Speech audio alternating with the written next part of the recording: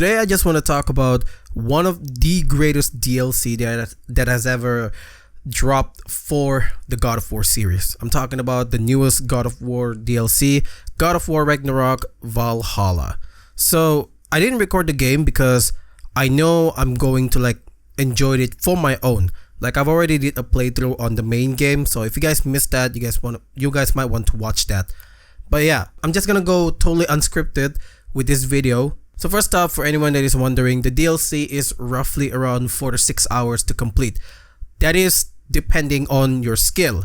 If you play this on the very hard mode, which is give me mastery, it's gonna take longer than that if you are trying to learn all this stuff. And if you're like me, a returning player who haven't played the game for a few months, it's gonna take longer than that, definitely. So in total, I think I spent around 7 hours to complete the game.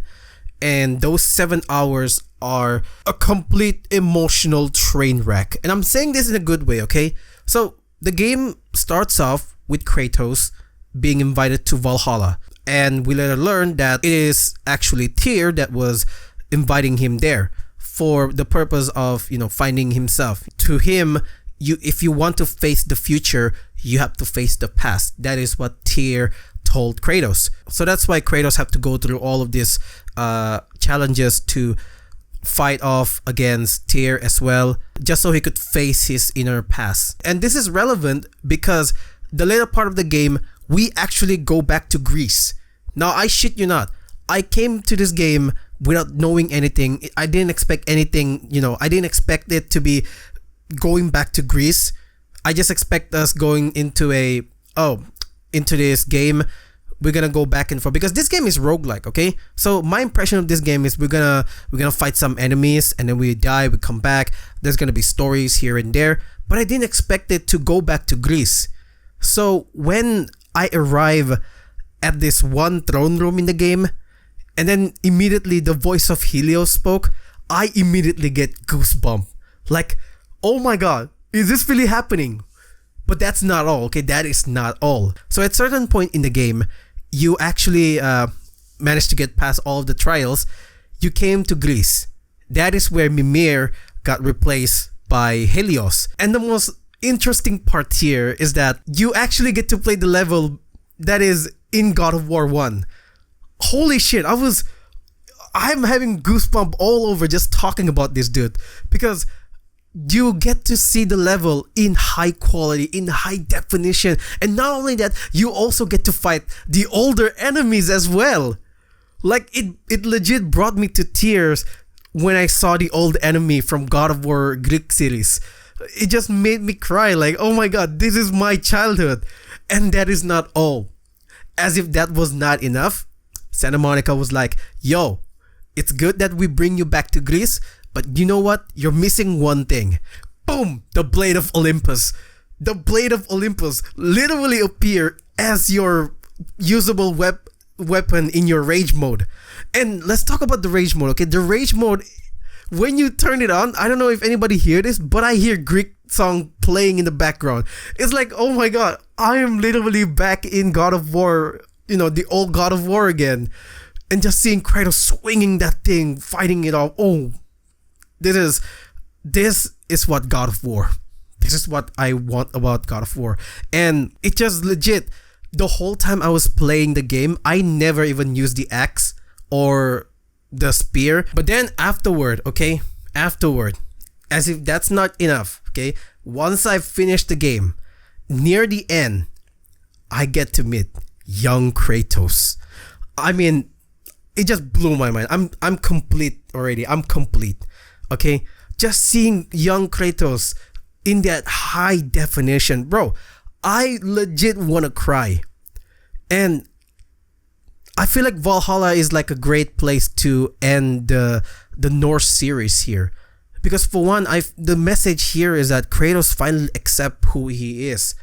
The one that he rejected all along. He never, if you play this Norse series God of War, we can tell that Kratos is on a journey to kind of be more than what he is back then.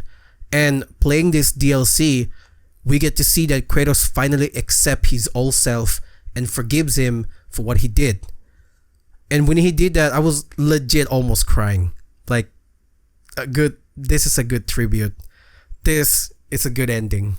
So, when that game ended, I had a little thought.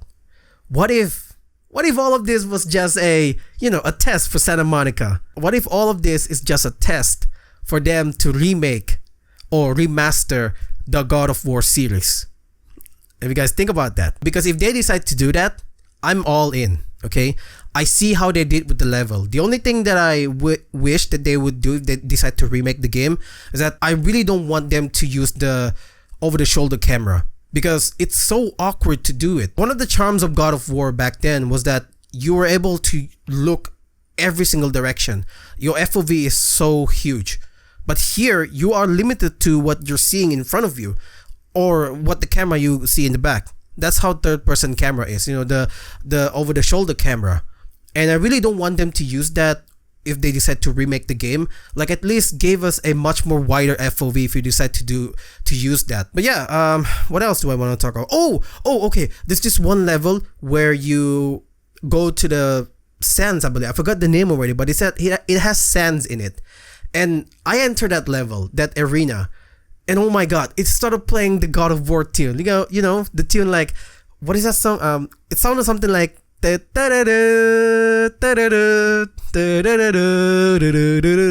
was playing while I was battling the enemies there.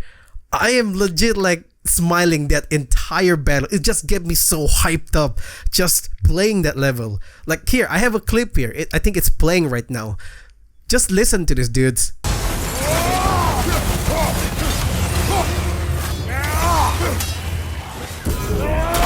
Left side, murderer!